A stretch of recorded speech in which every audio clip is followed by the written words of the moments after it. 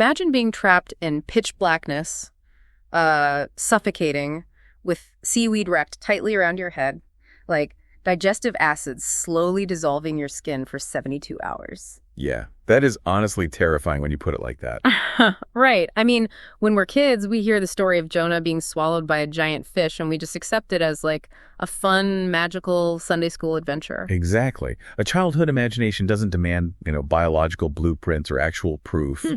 But as adults, we suddenly want the receipts. We absolutely do. And today, we're taking a deep dive into that very tension.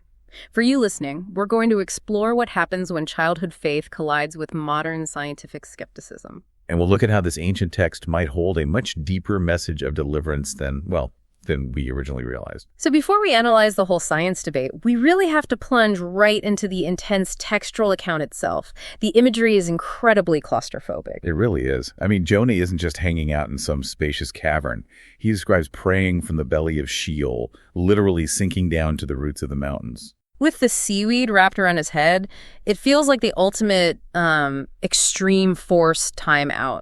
That is a great analogy. When you've run from your responsibilities and you're just totally trapped by the consequences of your own actions, you literally have no choice but to sit in the dark and finally look up. Right. And the terror of that timeout is amplified by how ancient audiences actually understood the world. When Jonah mentioned Sheol to an 8th century BC mind, that wasn't just a metaphor for a bad place. Wait, it was literally the underworld, right? Exactly. The realm of the dead. He is experiencing total physical and spiritual separation. It's a haunting image, but I mean, when you describe a man wrapped in seaweed inside a digestive tract for 3 days, the modern logical brain instantly throws up a red flag. Oh, for sure. The math just doesn't work. Right. The transition from unquestioning childhood acceptance to the scrutiny of an adult watching a modern nature documentary is just super jarring. The clash is inevitable. When you subject this ancient Mediterranean tale to contemporary scientific scrutiny, marine biologists naturally start asking questions.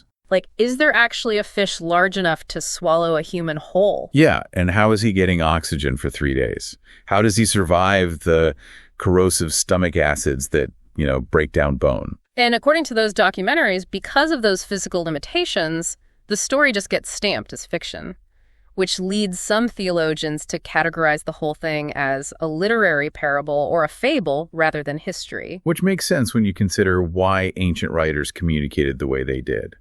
They weren't writing history with the strict, literal precision of a modern biology textbook. No, they definitely weren't. They frequently used satire, hyperbole, and metaphor to convey profound truths that transcend simple physical facts. But here's where I want to push back a little bit.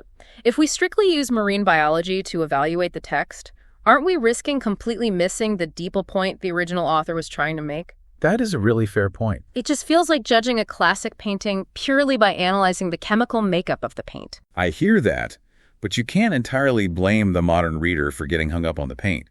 We're conditioned today to equate truth entirely with scientific fact. Yeah, that makes sense. If the physical facts fail, the underlying truth feels suspect to us. Exactly. However, the author of the material we're looking at resolves this by shifting the paradigm entirely.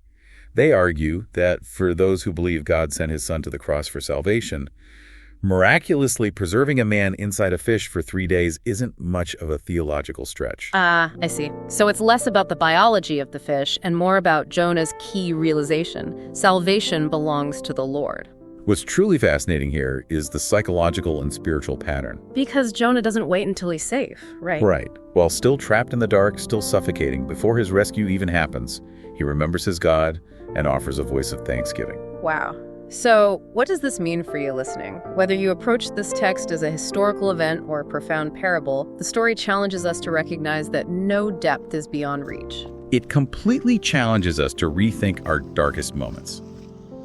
Deliverance often starts in the pitch black. Which leaves us with a final thought drawn directly from the source notes for you to ponder on your own. We often view the giant fish purely as a horrific punishment. Right, because of the acid and the dark. But if Jonah was thrown overboard and drowning in the open ocean, the fish is what actually kept him from dying.